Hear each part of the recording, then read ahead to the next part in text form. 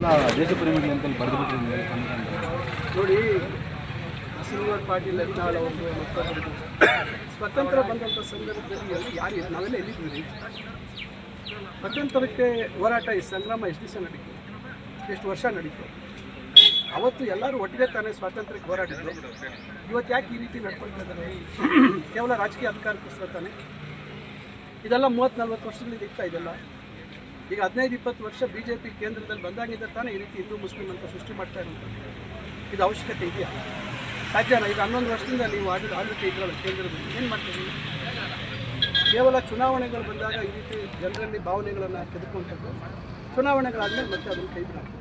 ಈ ನಾಟಕ ಜನ ಹಾಕ್ಕೊಳ್ತಾರೆ. ಇವತ್ತೆಲ್ಲ ನಾಳೆ ಜನಕ್ಕೆ ಅರ್ಥ ಆಗುತ್ತೆ.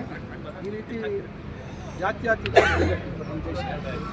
ಅದರಿಂದ ಜಾತ್ಯತೀತ ನೆಲೆಗಟ್ಟಿನ ಮೇಲೆ ಈ ರೀತಿ ಅಶಾಂತಿಯನ್ನು ಮೂಡಿಸ್ತಕ್ಕಂಥದ್ದು ಜನರಲ್ಲಿ ಭಾಳ ತಪ್ಪು. ನೀವು ಅಭಿವೃದ್ಧಿ ಮಾಡಿ, ಸಂತೋಷ, ನೀವು ಒಳ್ಳೆ ಕೆಲಸ ಮಾಡಿ, ನಾವು ಮೆಚ್ಕೊಳ್ತೀವಿ. ಆದರೆ ಸಮಾಜವನ್ನು ಒಡಿತಕ್ಕಂಥ ಕೆಲಸ ಮಾಡಿ. Thank you sir.